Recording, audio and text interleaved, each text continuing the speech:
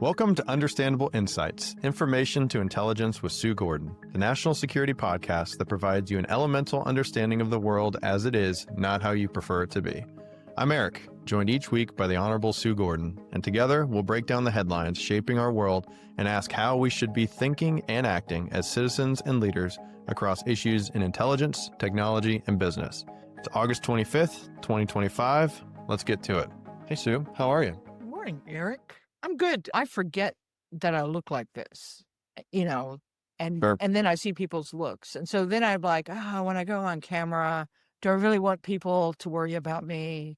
So then I've been wearing a hat. Yeah. And then I looked at the video of me in a hat with my kind of janky lighting that I have in my place. And so today I'm both channeling Eric Koepp and I'm trying the backwards hat look. So Yeah. I don't know. I'm not buying it, but I'm working on it. It's more me than like wearing a redhead wig, which it just doesn't feel like. Yeah. Just doesn't feel like. Flexing through the wigs. That's more of a Moira Rose. Let her keep that shtick. I mean, there are people who can pull that off. I'm like, you know how there's the most interesting person in the world? I might, in fact, be the most boring woman. Seems like a lot of work, too. Yeah, and it's just not me, right? I kind of, I work on being useful rather than decorative. So that's one.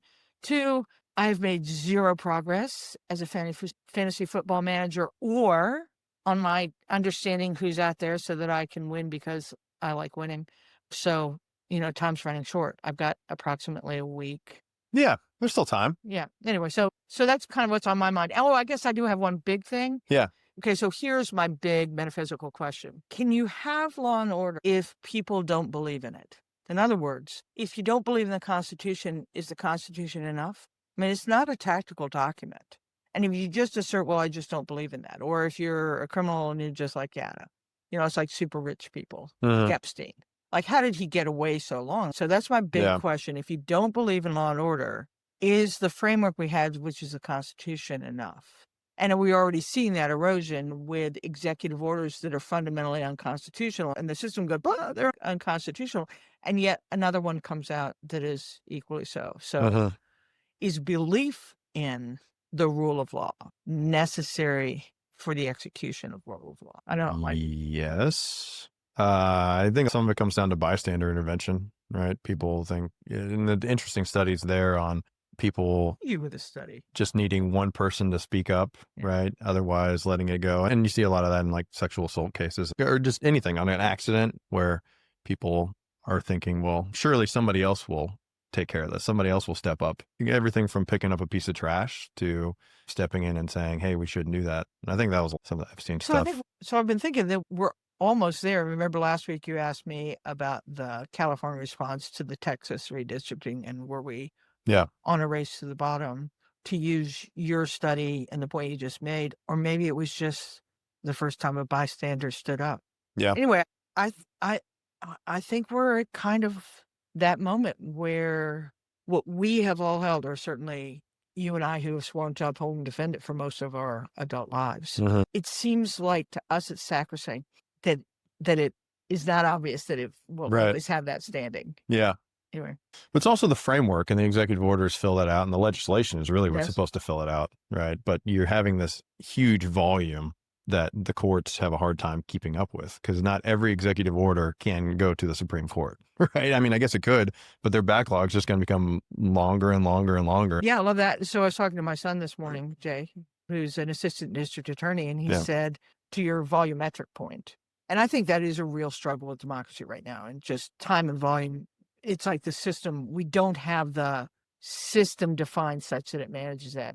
But he was saying that criminals are figuring out that you just can't prosecute all the cases. I mean, there's just no way to do it. And they're figuring that out. And so they're just not accepting a plea because they know they'll know you drop it. Yeah. Yeah, they know you don't have time to get them to court anyway. So really just interesting point about that which is held for so long. Its kind of tactical utility is showing some signs of strain. Interesting. Yeah, it's a far cry from hacks and fantasy football. Well, let's talk about something more fun. Like college football starts. They had the first game in Ireland over the weekend, and then UT, number one team in the country, Yep. Opens at Ohio State, the Ohio State University on Saturday. Is Cooper's son starting? Yeah, Arch is starting, and then you got 2 to 3 Heisman favorites in there. I would say Arch is the front runner for entertainment purposes only, about plus 900, I think, last time I checked. And then Jeremiah Smith, wide receiver for Ohio State, is like plus 18, plus 19. And then the kid who's starting at Ohio State, quarterback, is kind of a dark horse there too. But yeah, Do you think that a well-performing quarterback has, for sure. if you're one of the Heisman favorites and you're a quarterback and you have a good year, it's hard to be a running back that can supersede that? Most outstanding player, and it's got to be on a good team, right? But running backs and quarterbacks almost exclusively win. It wasn't until Right? Woodson, and then just last year with Travis Hunter being a first Yep. two-way player to win the Heisman's. My gosh, just let our audience figure out that if we ever start talking sports, it's going to be hard to get to national security. That's right. So, and also want to point out, we're here together We are. for the first time We are. I like it. in the Beat Laboratory. All right. Well, let's get to some headlines. So today in the threat picture, the ODNI 2.0, the Director of National Intelligence, Tulsi Gabbard, says a 40% downsizing will save $700 million a year and sharpen ODNI's mission. Critics warn it could blind the nation's integrator. The U.S. grabs a 10% of intel. Industrial policy goes to equity. Washington is taking about $8.9 billion of support into a 9.9% stake in Intel, hailed as a semiconductor lifeline by some and slammed by others as nationalization light with real governance and market issues. Onshoring meets state ownership. And finally, Ukraine's stolen children, trafficking as a war tactic. Kyiv and rights groups say more than 19,000 Ukrainian children have been abducted, re-registered, and re-educated in Russia. Now a top demand in any peace talks, a test of Western leverage, and representative of transnational issues present abroad and at home. All right, so we'll start with ODNI 2.0 and the 40% cuts. In our pilot episode, which many people haven't had the opportunity to hear because we've kept it safeguarded. To review a blooper reel. Yeah, exactly. Hopefully we're getting better. We discussed a proposal put forward by Senator Tom Cotton of Arkansas in June called the Intelligence Community Efficiency and Effectiveness Act, which would reduce the ODNI workforce from 1,600 folks to 650. That was in addition to the already 25% reduction from earlier in the year that started from around 2000. Well, last Wednesday, Director of National Intelligence Tulsi Gabbard announced a plan for the Office of the Director of National Intelligence, ODNI, to transition to 2.0. This would reduce the ODNI by over 40% by the end of fiscal year 2025 and save taxpayers over $700 million per year. It would better enable ODNI to focus on fulfilling its critical role of serving as the central hub for intelligence integration, strategic guidance, and oversight of the intelligence community. The goal of making intelligence actionable again. So if you could, bounce up, give us a little background on what the ODNI is, how it's evolved in its inception, the first stewards, and from your tenure there. Yeah, so the ODNI was, and the position of the Director of National Intelligence was formed in 2005 as a result of the thing called IRPTA, and I'll try and remember what it was, Intelligence Reform and Terrorism Prevention Act. What a silly acronym. It's a good one. Almost as bad as Principal Deputy Director. Yeah, I was going to say, that's my title. Yep. It was formed post 9/11 to, I think, reasonably address the issue that there were then 17, now 18 organizations and agencies of the intelligence community. Yes, the Director of Central Intelligence was the head of the CIA and the head of the community, but you could see the seams, right, about where the focus was. In fact, the CIA that has an operational mission now has an opinion, and that calls into question whether they alone are capable of doing the integration of intelligence to make sure that all. So it came out of that, the ODNI came out of that act and that failure. And its mission really was exactly what you said, to kind of close the seams. Disproportionately, when it started, was really about just aligning the policies so that they could all work together. Because even with the DNI, the intelligence community is a loose confederation of those organizations. So it's not at all like the Department of Defense or state where you have a secretary where it aligns operationally. The ODNI is really almost an integrator. And keep that in your head as we go through this, because that's actually fundamentally one of the primary complaints about it. It's an overhead organization. Right. In a weird sort of way. And so we'll get back to what I think is not bad about what Director Gabbard is proposing is anytime you have an overhead organization and you hire more people, they will do more things. Sure. Right. The best authority that was given to is budget authority. Mhm. And for most of the years, that budget authority was just to basically make sure the budgets all made sense. I think in later years, we've tried to use the budget in order to shift the strategic direction as a community writ large. But the DNI never had operational control over the agencies. So intelligence was produced still by organizations that had Right. intelligence arms. In the middle years of the ODNI, so formed to make coherence of policy and oversight, middle years really became what you mentioned in terms of integration. So you go much harder at making sure that all the intelligence is put together and considered in any intelligence product. The ODNI was responsible for presenting the president's daily brief and ensuring that a national intelligence estimate was put together. It was not the place that was responsible for the content of it. During my tenure, I tried to get it focused on using the budget to shape the community to take on new problems. Because one of the things that old organizations, and the intelligence community is pretty old, right? In 1947 was really when we started, CIA was formed, and you start thinking about strategic intelligence. What happens is you apply your budget to the things you're doing, and every time you move forward, you tend to protect what you did and try and solve new with what's left over.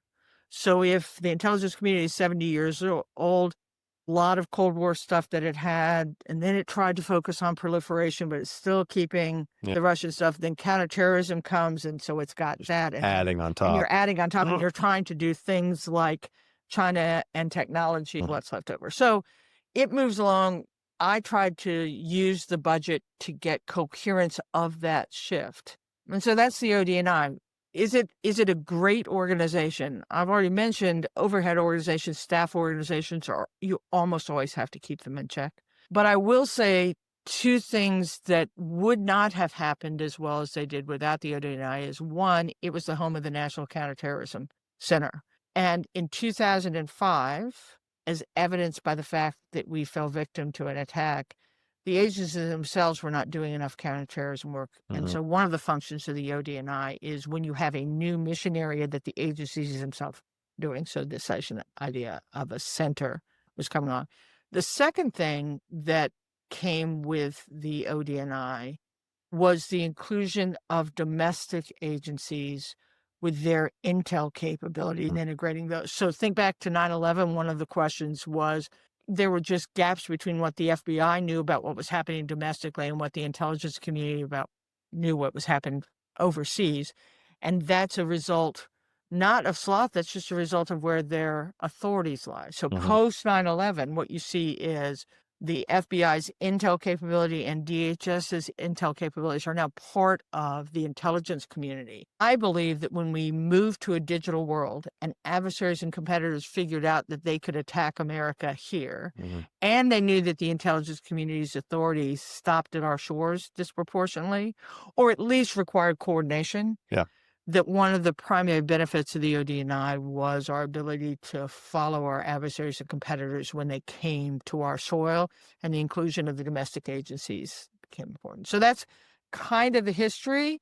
As a former CIA officer who hated the formation of the DNI in 2005 because what didn't the world understand about the word central, I believe that over time, this notion of making policies more consistent, of integrating intelligence and bringing the domestic agencies along, made us infinitely better. Not perfect, infinitely better.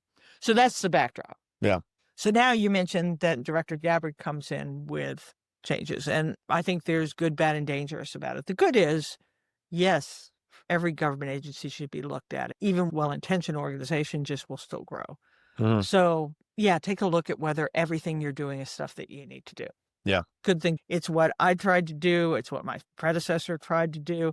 It's sometimes hard to do. And so I think one of the things that I would have loved about leading right now is an administration that said, no, I'm holding you responsible for doing that. Yeah. Then I would have used that authority and I would have just got great guns. So I think there's good in that. And even things like the National Counterterrorism Center or the centers that were formed at a time when the community wasn't doing it for a living, you ought to look at that and say, are the agencies now that feed the work, are Yeah. they now doing enough that you don't have to have a center? So good on you. Good on you for looking at that. I think the bad-ish pieces of it derive from almost the long soliloquy I gave you, which is I don't have a clue in the world what she thinks the ODNI is trying to do. Yeah. Is there policy coordination that still needs to be done? I would say there are still lots of different rules that the private sector that tries to interact with the intelligence community has to deal with 18 times over. Fix that. Yep. But what is this moment? And Congress, who formed this agency, similarly hasn't articulated what it wants her to do. So not a terrible idea, but if you're going to cut 40% and you don't know where you're going, you can do real damage. I mean, you're not going to do the same even good work with 40% fewer resources. Right. And you mentioned the integration, Department of Homeland Security didn't even exist pre 9/11, right? That was in response to 9/11 and Tom Ridge coming on board from the governor of Pennsylvania, integrating all those intelligence assets. And I think you made the point before about each of those agencies have their own piece of the pie. And it's very easy for them to get siloed and think that they're the only ones working on that. Whereas if there's not an overhead organization to pick that up, that's where they get the blinders on because they're so focused on the operational and the mission that they maybe miss that, and then also setting the priorities financially. Yeah, in general, more with less is a lie.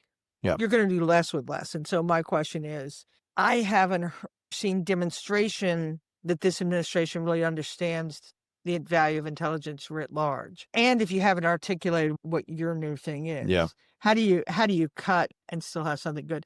And then the dangerous piece is, I think there's implicit predicate in this move that is the same one that's behind the stripping of credentials. And that is that the intelligence community, and I'm going to say the government at large, and you do it when you name it the deep state, is malfeasant, right? I've got, 40 years experience. I have never experienced that. I've seen failures. I've seen slow to react to new and get rid of that which is not necessary. But I have never experienced, except in single cases that we always find, malfeasance. So it seems to me that one of the predicates of this is we're going to get rid of that dissent stuff that's going on. We're going to get rid of those intelligence community memos on whether TDA, Jandarwa, is an arm of the Maduro government. And if the assessment says it's not, I'm going to denigrate the assessment. I'm going to get rid of the people and then I'll fix that. We won't have that dissent anymore. My worry that if that's the motivator behind this is I'm going to get more control over the ODNI and the production elements, and I'm going to bring them in so that we can make sure that we don't produce assessments that are inconvenient. That's dangerous because the whole role of intelligence is to have an independent perspective on what is so that the person deciding on policy has the best picture before they go. If now you're going to take the policy and make sure that you never say anything that's counter to it, you have just invalidated the craft and the discipline, and far worse for America, you're making us less safe because you're limited to your intention rather than your awareness. Yeah. Well, the press release called out that the purpose was to integrate the intelligence provided to the president and policymakers is timely, accurate, and apolitical. Do you get that sense? It has been my sense over my career that it strives to be apolitical. Yeah, should be. If there is organized political action going against it, it is by this administration. And listen, it is really hard. The intersection of intelligence and policy is just really hard. Yeah. Intelligence is inconvenient. You and I have talked about this. I remember a time when President Obama, when we were briefing him, said, "You have just stolen my decision space." That, and we're sorry. You can still decide however you want, but it's good that you know it so you account for it differently. Right. If you're saying, I don't want to ever make the president feel uncomfortable, then I don't know how you're serving the president. And so we have two examples recently, right? We have that intelligence note on Venezuela and Trinidad, which was in fact for the use of that relationship as the basis for immigration action. And so there was action, notwithstanding this loose that they may have found. I still believe it's enough of a threat that we can use it. He could have done that. Instead, what they said is that is the work of political actors. And I think he also saw it with Iran, right? So Director Gabbard comes out with an intelligence community assessment that she articulates in front of Congress in the annual worldwide threat briefing and says they're not close. The president says, I don't believe her. So my worry is that if that's an element, then I think the nation gets worse. And quite frankly, the decision makers get worse, even if they're inconvenient. I can't promise that somehow magically there won't be intelligence community failures. That pressure that the policymaker wants to be able to do something on the real humans who have uncertain information say, well, I guess it could be one or the other. I'm going to decide which one it is. It's a human thing. But I think the intention of policy independence produces better insight for decision makers than the actions to try and make sure that it only produces convenient intelligence. And my worry is that with the conversations that we see happening between the president and his national security team, and then this action on the intelligence community feels dangerous. And as a leader, you got to be worried about perceived versus actual pressure too. Right. Right. It's not just necessarily that fear of retribution or trying to fit the policy. It's also that subconscious of impacting people's analysis too. Well, and you're seeing people over a now 5-year-old intelligence community assessment. Mm-hmm. You know, you and I can talk about the Arcanity intelligence and why I believe what they're saying is a hoax is not borne out by the data, but you're seeing that is in the news, that real humans who were involved in that were just stripped of their security clearance based on what I believe is an 100% incorrect assertion that they were stripped because they were bad at their jobs or worse, involved in some sort of thing. So now take what you see publicly, Iran, Russia, Venezuela, Mm-hmm. what you see tangibly, people losing their clearance. Talk to me about what someone in the intelligence community is going to do when they have the next inconvenient thing that they want to produce a report on. Exactly. Yep. Right. And now all of that production is going through a single choke point that is now not as big nor as experienced. Is the individual analyst going to come up and say the one-off thing that would make a judgment not pleasing? Yeah. That's the concern. One of the good things, though, and we'll get off this topic, is issuing guidance to create the streamlined contracting authority for companies. Really looking at the contracting, pursuing emerging technologies and that are already approved for business with the IC to provide services quick. Because you mentioned the agencies do seem to have very stovepiped acquisition processes. And so somebody can buy something, but then it's much more difficult for the agency right next door to do the same thing. Yeah, I left that undone in my job jar. And then I went to work for the private sector and I was so mad at myself. I should have taken that one. I love that. And again, I think there's good in here. To our audience, I reject the notion of a deep state that is counter to America, malfeasant, evil, corrupt. I reject that. What I will say a deep state becomes is over time, it starts merging its mission with its modality, the way it does things, and it tends to hold on to what it used to believe or used to know or how it used to work longer than it needs to, that the world changes around it and it's still saying, I prefer this, or this is what I've always seen or known. And so I love pressure on organizations to reconsider whether the environment in which they're working is still well served by the way in which they work. Yep. And so those pressures, I'm a big believer in.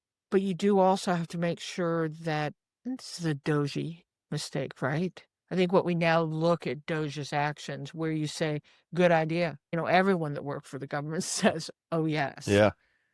You can make this much better. You can make it smaller. You can get rid of things.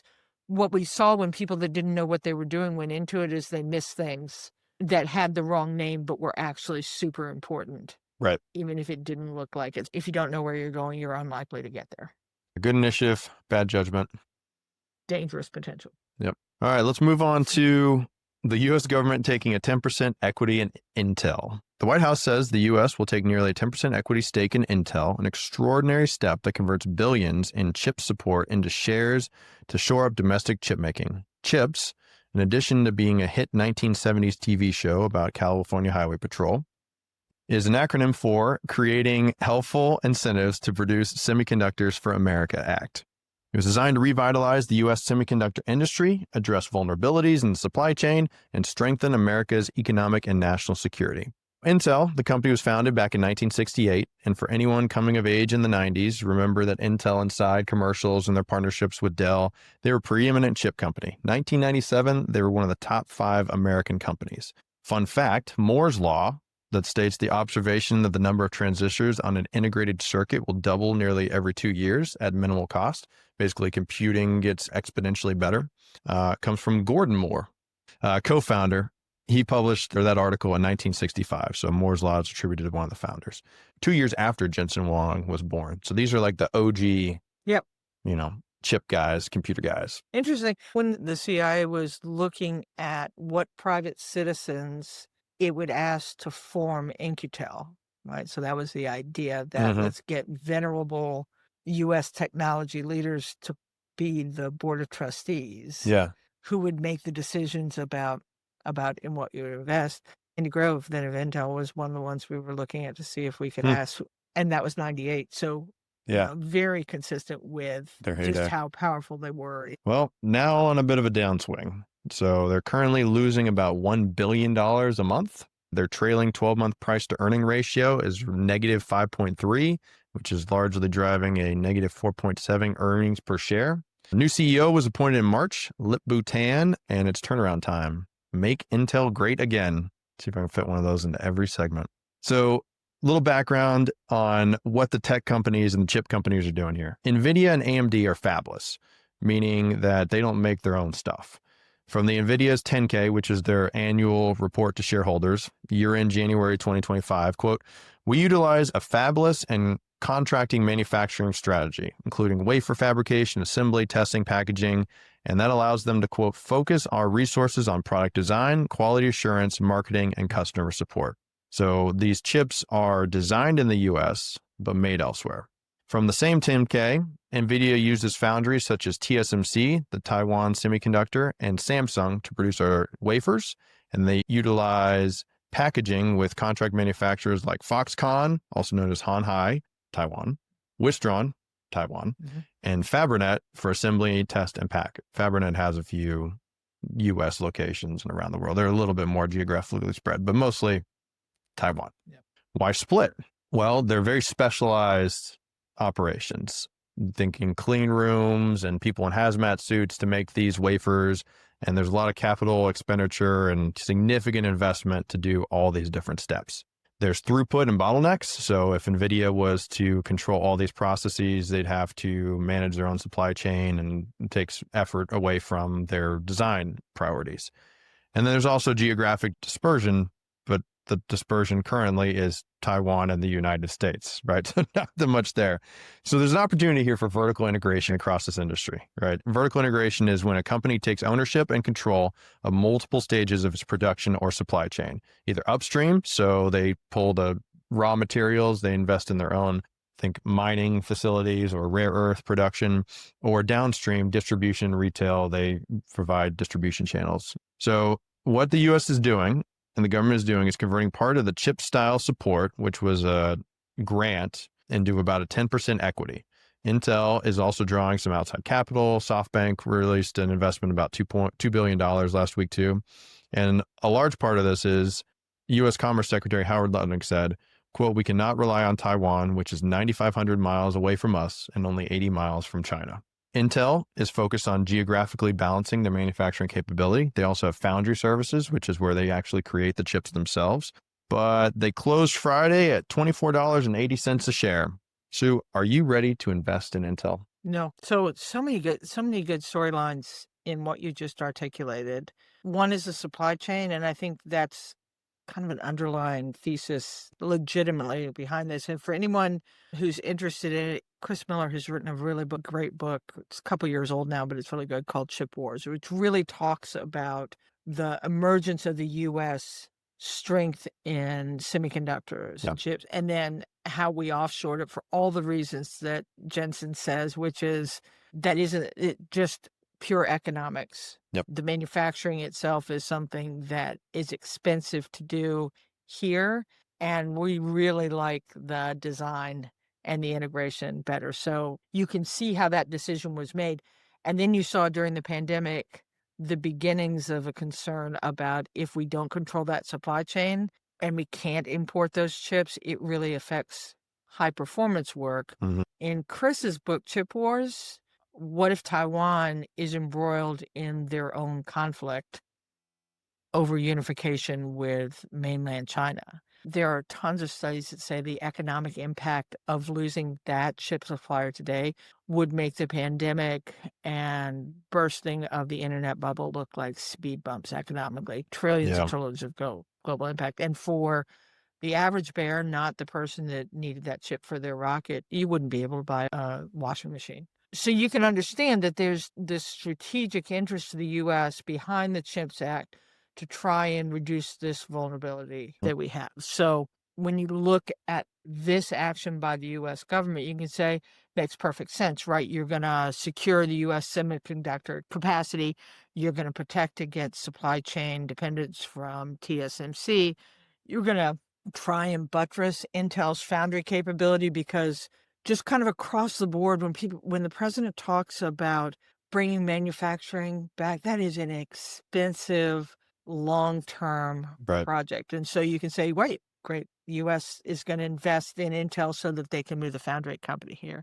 And you're also committing to U.S. tech leadership. So all the things that we've talked about. So it looks good, right? Yeah, good on paper. Why aren't I buying? I don't like the U.S. investing in mature companies. I think there are reasons that this is smacks of nationalism and distorts the market at the exact same time. Super different from the U.S. government saying that we want to invest in an emergent capability to keep it alive long so that it becomes commercial and we can buy it. So number one, I don't much like the mixing of the streams allusion to Ghostbusters. I also think that there's some legal risks. I think once you have U.S. ownership, not only are the shareholders going to say, settle down if we just diluted my shares. Right. But now I think that which controls private companies in general from a legal framework, now when you have the U.S. involved, do you get the same oversight that you do of business interests distinct from U.S. strategic interests? I'm going to try not to go too hard on political influence. The U.S. government picking winners. And if you put it in the context of some of the other things that we see going on, and in fact, just what felt like a minute, but probably a month before, the president had come out and basically called for the ouster.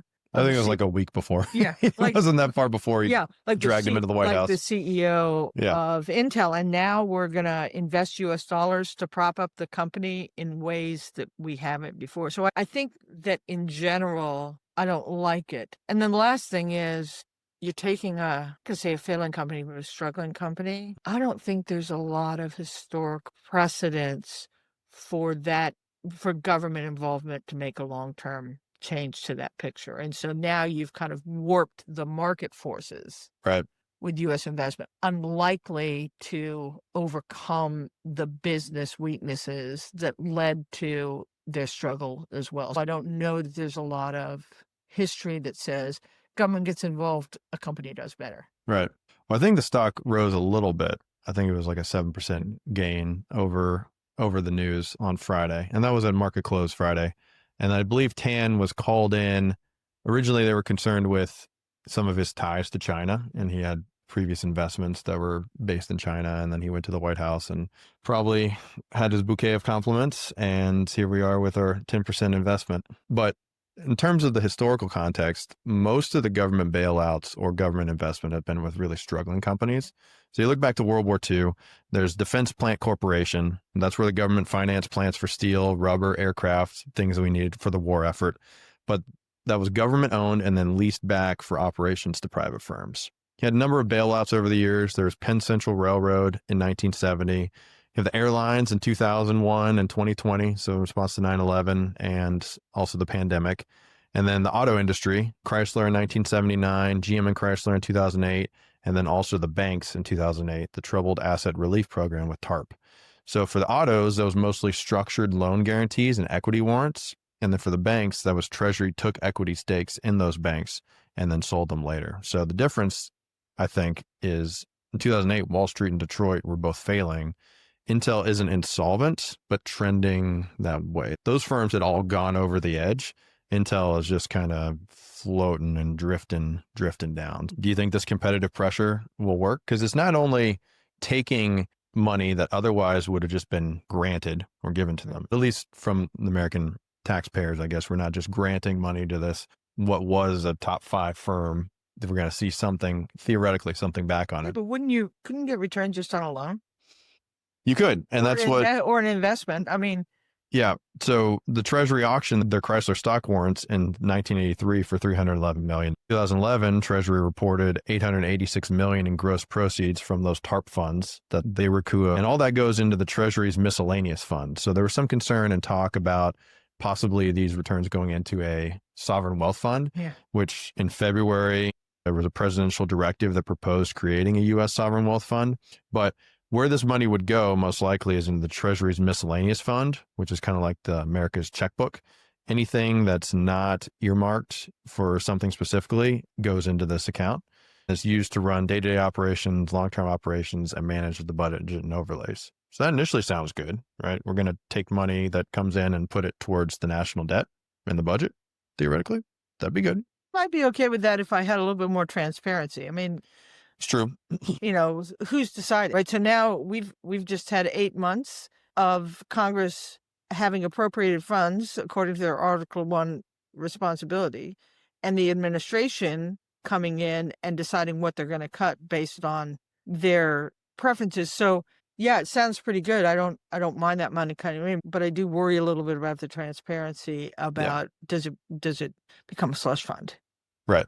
Well, 2 things. Even depositing this money towards national debt does not nearly do enough to the amount of spending that we approved in this big, beautiful bill, foolishly, right? And 2, generally speaking, you don't want these retained earnings or the extra money that a tech company makes to be put out as dividends or sold off. You want your retained earnings, the extra money the company makes, to be reinvested in R&D, especially when you're looking at advancing these chip technologies and creating the best GPUs and CPUs. I want Intel, venerable American company, to be successful. I'm not sure that the government investing in it, and then yours and my concern is, do you start putting your thumb on the scale in terms of how that happens? I think I would much prefer it, and I think this is something that is really hard for the government to do. It knows how to have contracts with companies to build something unique for them. It still has a hard time interacting with commercial companies to say, no, we want you to be successful and prosperous, and we want to buy what you have. The government has a hard time typically telling them what they want. I would love it if the government would say, we have this kind of demand for this kind of thing, for this kind of security. We are going to ensure that on the back end, if you make the investments that you just spoke about, that inherently will make the company stronger, we will buy that as part of the process. That's just, I like that better. And I think it's something that the government is typically not good at with commercial companies, because heretofore they don't want to be disproportionately responsible for the fiscal health. But I almost like that better as a way to strengthen Intel by insisting that it be commercially viable, commercially strong, commercially competitive, all the things that you just said. And I'm not sure that government infusing money into it, or worse, infusing voice into it, has a history of making a company a better company. We'll see what happens. Important area. Read Chip Wars. Maybe it lights a fire under their ass and gets them moving, but not really the president's responsibility, in my opinion. It just gets a little more complicated when you're talking national security and all the chips are made so far away from us and so close to China. Oh, the imperative? Really good one. But that was the imperative for the CHIPS Act.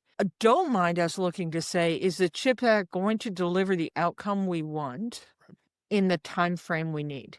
I'd love to see a study is what can the government do to help manufacturing move back to the United States in critical areas faster? I don't know that this infusion of government funds is necessarily going to speed that outcome. It's also so complicated. It's not just building a building and grabbing equipment. Like, these are very specialized and highly trained individuals who are in these clean suits. It's not just with a flip of a switch, you pour the concrete and you've got this production. It's going to take a while to create that capability. And one of the reasons I love about the separation of government and the private sector is I love the government articulating needs, and I love the private sector figuring out how to make that profitable. Yeah.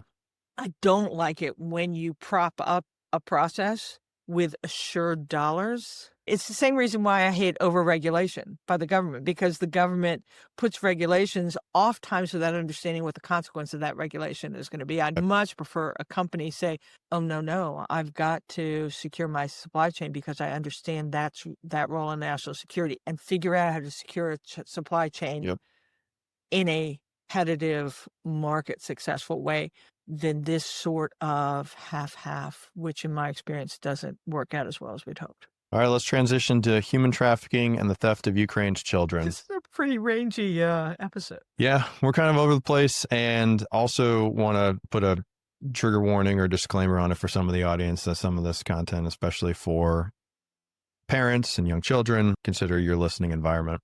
Ukraine says Russia is systematically seizing its children, some orphans, many separated by the chaos of war, and moving them to Russia and Belarus for re-education, new identities, and even adoption into Russian families. Yale's Humanitarian Research Lab has tracked at least 8,400 children relocated across 57 facilities, and notes the March 2023 International Criminal Court issued warrants for Vladimir Putin and Russian Children's Commissioner Maria Lvova-Belova over forced deportations. Kyiv says more than 19,000 children have been taken, with claims the real number could reach about 35,000 missing. As peace talks chatter grows, First Lady Alania Zelensky is making the children's return a non-negotiable demand. President of the European Commission, President Ursula von der Leyen, last week on Twitter posted every single Ukrainian child abducted by Russia must be returned to their families as part of the negotiation and consideration process. When I first heard this story a couple weeks ago, maybe a month ago or so, and it's been going on. The Daily from New York Times had a podcast in 2023 discussing this issue. Frontline has a really good episode from this time last year on this story, and it's continuing to evolve.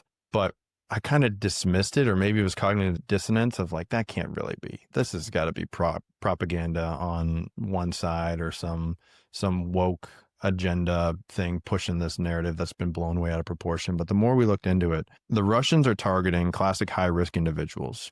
About 90,000 children are in the child welfare system in Ukraine. And that's kind of a societal holdover from the time in the Soviet Union. What does that number mean? That's compared to about 396,000 kids in the United States that are in the foster care system.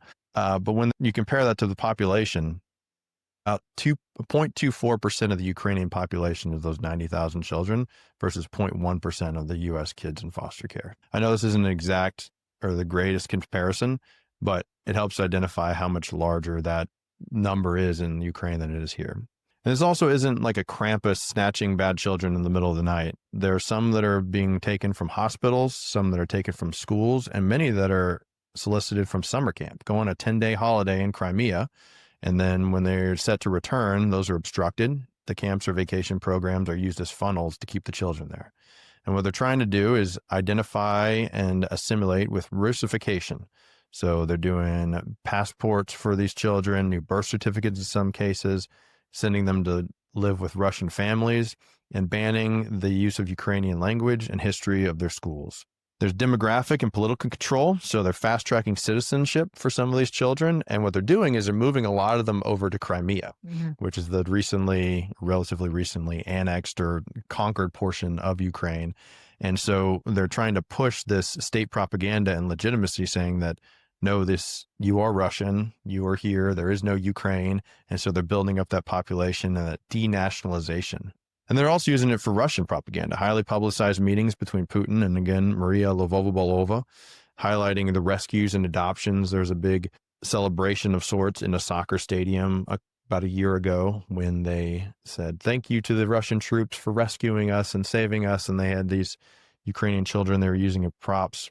They also use it as leverage in the negotiation, and there's potential militarization of the youth for the long term. There was at least one story in the Frontline episode that had a gentleman who was going to be taken to a military training camp, but he left shortly before he was able to be conscripted. We could go any number of directions talking about low birth rates and how Russia's lost so much of their population in this war, lost so many troops in this war, and is this part of the backfill? I think it's more of a establish them in Crimea and create that resistance or perpetuate that Russian propaganda of this is actually Russian. The population wanted to be here. We're the liberators. But Sue, what are your thoughts on this issue? It's heartrending. I'm glad the president of the EU brought it up at that joint meeting because I think it is too easily swept under the rug. Yeah. And in part because Russia can say all the things that you said on the upside of the story of what they're doing and undermine this. So it's just heartrending, but it's also bad and it has a lot of effects. You're losing future generations, right? Whether they are being re-educated or whether they become a disenfranchised population that is so part of the global instability that we have, that disenfranchisement in general leads to all sorts of instability and insecurity. You're creating a population where that happens. It also sets a precedent, and we're going to start local in terms of Russia, but we're going to bounce up and say, we're going to talk about how important I think countering human trafficking and a lot of these transnational issues is important to U.S. national security, and look at some of the actions we're taking to see we're doing our job. So, losing a generation, and it does set a precedent. You prolong conflict. I mean, this potentially prolongs the conflict of what NATO's going to face, and they are already taxed, and Ukraine is already taxed. So not resolving this, you're undermining international norms. And I think in some ways, this is a great example of gray zone warfare. This is a hybrid kind of warfare. It is not easily attackable, even though it is certainly against the Geneva Convention. It still isn't a typical kind of warfare, and so it is much harder to counter over time. I think you make a great point about the propaganda, and if we aren't prepared for countering that propaganda, you've now created a false view of who the good people, who the good side is. And you hear this, right? Sure. We're just repatriating our people. Right? These are Russian anyway. We're giving them the opportunity to know their heritage. And if you aren't prepared to counter that, then you've just ceded the moral high ground. I also think it blurs the line between state trafficking networks and normal interactions, and where are the norms and where are they governing capabilities.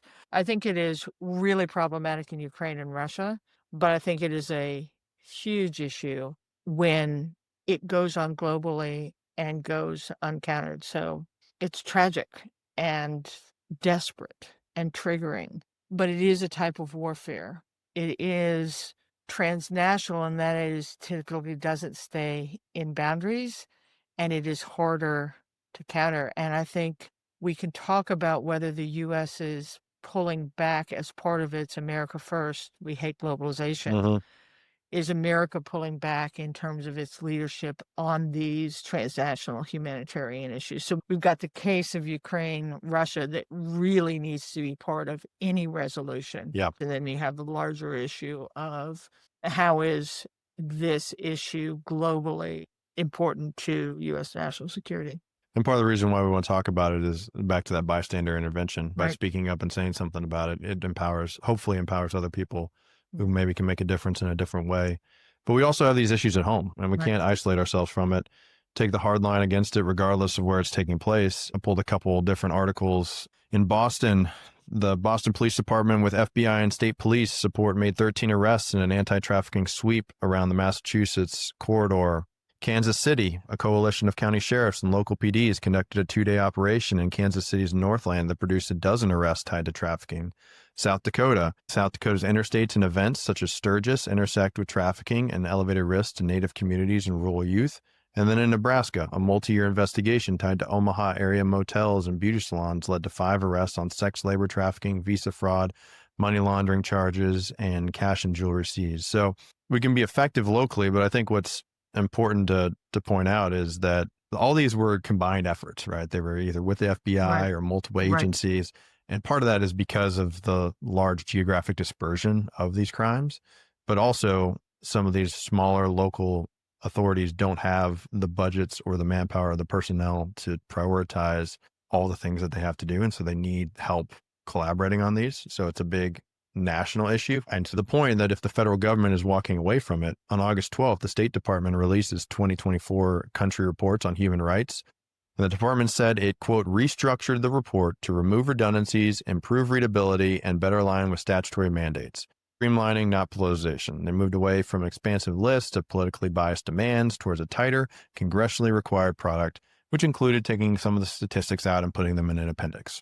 Well, critics from Human Rights Watch and others say that the new format omits entire categories, such as abuses against women and LGBTQ plus people, disability rights, corruption, and softens or downplays abuses by some U.S. partners, El Salvador, CCOT, Israel, while turning up some on South Africa and Brazil.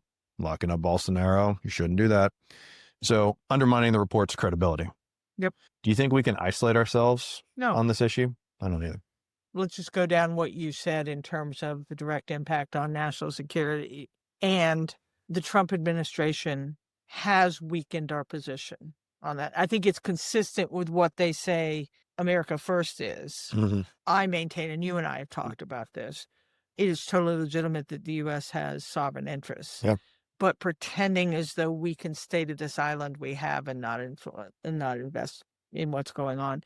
Trump administration has cut foreign aid programs vital to anti-trafficking. And remember that even though USAID is different, it is part of this overall weakening of the global health. Yep. And Right. soft power. And the extent to which it thrives. And when we pull back from involvement in these multinational, transnational issues, even those who are still involved have a much weaker position. You just Yeah. cannot argue with the big beefy United States saying that we are a part of this and what that means. We've absolutely withdrawn from multinational frameworks. You mentioned what's going on at the State Department and the cuts that they had in the office, but also how that tip report has changed to have less fidelity. And I think you also said that the harsh immigration policies really create a more vulnerable Sure. victim environment. Well, why would you speak up, right? If why fear would of you- why would- retribution. Hey, I'm here illegally and I'm also being trafficked. Right. Well, you're going to get shipped to Uganda. Yeah. So, I mean, basically, we're not as strong. Our partners are less coordinated. And we make no mistake, every time we do this, weaken our position in any venue that we want to have norms. You make a great point about the local. I mean, think about local environments are actually the market for the traffickers, right? Ukraine for Russia. Yeah. If as the administration reduces its investment in the federal programs that ultimately become important for the big local programs, it's yet another evidence of shifting responsibility down without the resourcing to do it. I think one of the biggest things it does that we're not talking about is when you're not involved in the prevention, your investment in victim services Mm-hmm. is much less. So to your point, Yeah. one of the reasons why countering human trafficking is so hard is who wants to speak up. If Yep. there isn't a robust infrastructure, whether at the national or the local level, to be able to prosecute, you have not improved your circumstance when you speak up. Interestingly, I think one of the greatest impacts is on the victims themselves, not just on the diminution of the market itself. And then we could, in later episodes, talk about how human trafficking intersects so much Yeah. money laundering, transnational problems that will turn out to be important in terms of our ability to have confidence that when we do participate globally, we are participating in one that has norms and values.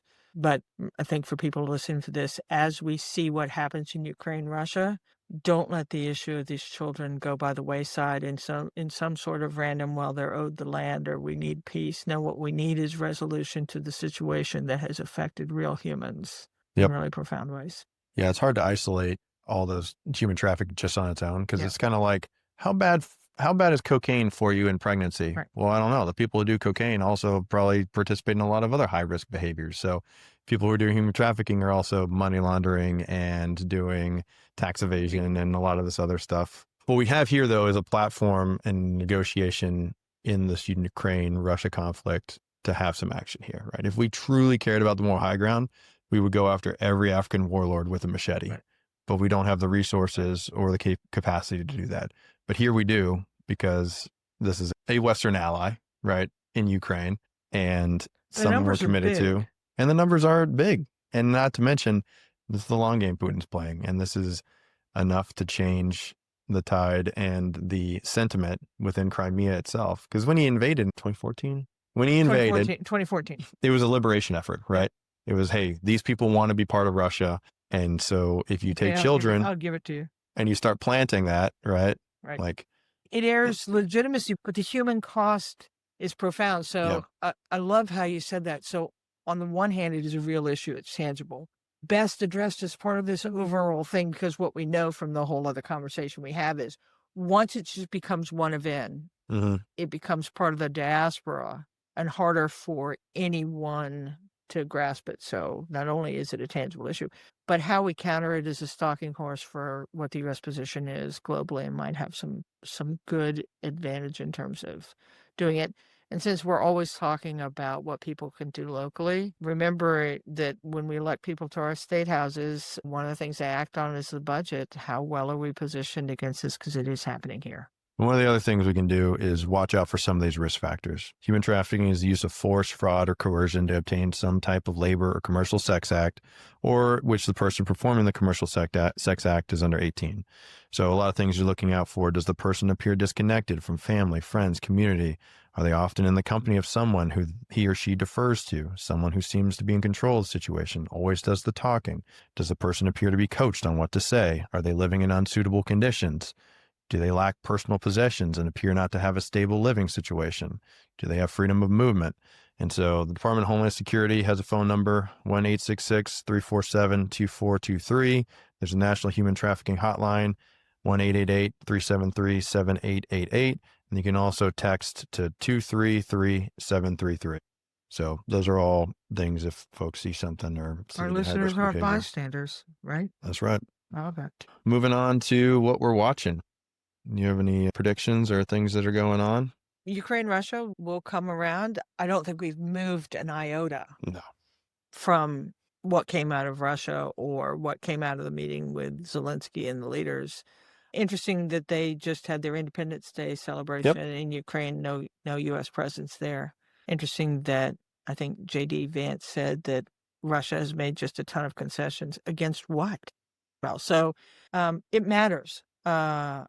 I do. I stand by what I said is this matters to America and her interests. Yep. What happens here will matter. It will matter in terms of Russia. It'll matter with unaligned countries who are trying to decide whether who they're going to stand with. So watching that, not at all happy about what's going on in Washington, D.C. I'm not pro-crime, but I don't know, Eric. I used to walk around D.C. No? I think that place is shady. There are some sketchy areas. Where, Southeast? I went to a Nationals game over the summer and there were like specific don't go there areas. Parking at the Navy Yard to avoid some of the crime. That was the whole reason we parked there. So you think that sending military into Washington, D.C. is the best way to do that? Or how about Congress releasing the funds so that they can have I don't more like policing? the National Guard. And there's a number of reasons for that.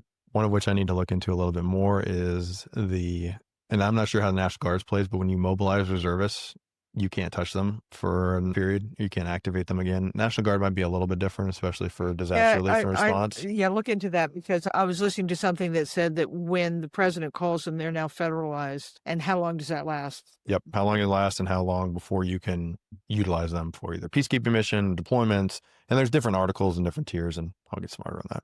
Yeah, I guess my big worry is now that they're carrying weapons in the heat of the summer with the kind of incredibly charged political. I'm old. I worry that something stupid will happen and we'll have a U.S. service member killing a U.S. citizen. I just worry. Now, whether that's, you make a great point about crime in shady areas. Maybe I shouldn't have walked at 4 a.m. from my hotel to Penn Station in New York City. I've walked around, I ride the subway in New York City. I get sketched out there too. I Even looking know, angry, I know like an you're angry probably, Marine. but I'm always like, yeah, but I've also traveled in Europe enough to not like the idea in France of guys standing around on military standing around in the corner with weapons. I'm just not sure whether this is the right thing. I'm certain that if this is the way the administration wants to use its resources to help fight crime, I'm pretty sure that all the crime isn't limited to a certain set of cities that vote, that have a certain political leaning of their certain governors. that's true. Yeah. Mayors. That feels wrong. Yeah. Let's just make it a priority nationally, every state. Just work it off, zero crime. Oh, and maybe we should look at some of the underlying issues of income disparity and that lead to homelessness, that leads to drug use, that leads to crime. Yep. My gosh, I've turned way more liberal in this one. I just don't know that this fixes an underlying condition or fixes it. What's the root cause analysis, right? Where does this come from? It's also the escalation of government privilege. We saw it post 9/11. Yeah. Maybe I am a little closer to an originalist. I think the Constitution specifically articulated what the government can't do. And it feels like we're now expanding to the government escalating its privilege. And I think I worry after that. Yeah. So maybe we've just described why these issues are super tough. So those are the two that are most of those, and are we really going to destroy those 2 satellites just because we don't? They're not shot down yet? They are not. Oh, well, there you go. They're just hanging in there. I wonder if there could be a fire sale, right, where you sell them to a university for $1, right? If you don't want it, right? How hard is it to operate? Can I buy it? Can I manage it? Well, it depends on what they'll sell it to you for, but they'll sell it to buy you it for for $1? $3.80. Yeah, if all you need is a title transfer, do it for $1. There you go. So I'd much rather that to take all the benefits those satellites have to farmers and stuff like that. If the government doesn't want to continue, it's already spent all the money. It built it and it launched it. Yeah. Now it's just gently falling to earth. Do you want to shout out that Bill Burns? Yeah, thanks for the reminding. We talked about this throughout this episode. It is not my experience that the federal workforce is malfeasant. Yeah. Might be too big. Not everyone's perfect, but it is not my experience that the people who swear to uphold and defend the Constitution of the United States go in there deciding that they are going to undermine the Constitution of the United States. And it seems to be that storyline that they are either lazy, incapable, or evil is one that's being advanced. I hate it personally because I know some of the people about whom it's being said. I hate it personally because I lived and worked with those women and men who have taken us places. I hate it because undermining one of the real strengths of America is who are the people that are affecting the policies of any administration in a way consistent with the Constitution and for the benefit of the American people. We are now running the risk of weakening it or destroying it such that people are going to start feeling the impact. Career diplomat, most recently director of the CIA, in a way like super emblematic of what I'm talking about as a great public servant. And I think it's really hard for some in this administration to understand that there are people who really have a servant's heart. He wrote a wonderful article in The Atlantic basically talking about who these women and men are. So I encourage you to look it up. Bill Burns, The Atlantic guest essay. It came out the week of August 18th. Tremendous. It says what I try and say every week way more eloquently. And we will talk over subsequent episodes about what the government provides that people count on but don't see. Yeah. No, I think there's certainly evil, incompetent people in the federal government. We met them, but the plural of anecdote is not data. If you hire too many people, my rule is always hire fewer people than you need for any job, because then they will always be striving. But if you hire people into a job that isn't necessary, they will do work and they will create work and it will slow down. That is a really different problem from widespread corruption. Yeah. There are some of those. We tend to find them and get rid of them. Mhm. Rather us address the bigger issue of how do we make government good enough for this moment? Because the American people have been loud, maybe if not clear, but loud about the issues that they're facing. And some of those are not well served by the destruction of the government, but rather the reimagining of the government. Yeah.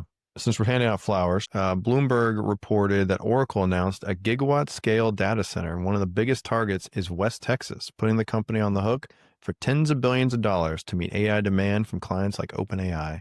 Plans include a 1.4 gigawatt frontier campus near Abilene in Shackleford County that could initially run on on-site gas generators due to grid constraints, with operating costs reportedly around $1 billion per year.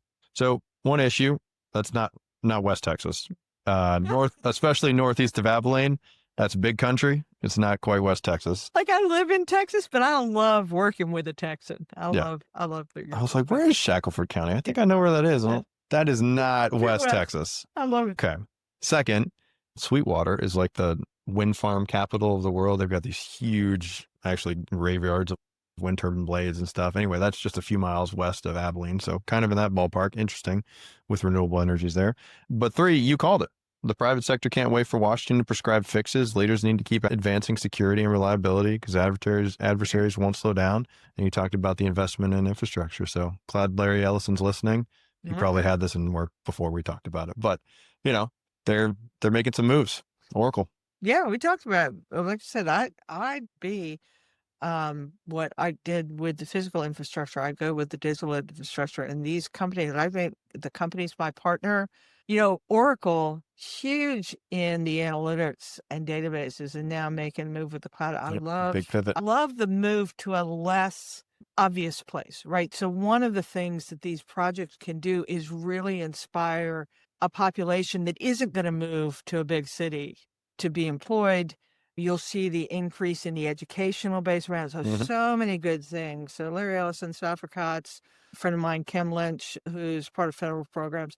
I love seeing this. I love the integrated approach that forces them to think about the energy sufficiency as well. So, yeah, don't wait for a call from the governor. Leap into the fray. You know what to do. Nice. All right. Anything else? Do you think we ought to end the episode? Yeah. Yeah. Well, that's what we're watching. Thank you for joining us, and no doubt there's more to come. This country's strength isn't in its power, industry, or government, but in its people. Yeah, so thanks for joining us this week and every week. Remember, we're here for you, so keep the cards and letters coming. You'll see a link at the bottom of the page. We love kudos, but we actually respond best to requests for us to be better. Join us each week for understandable insights. Share it with your friends. Again, remember, we are actually people in the arena. We try not to be critics. We try to be the doers. A critic that counts. Yep. So as always, go forth, do good, and for goodness sakes, be kind to one another.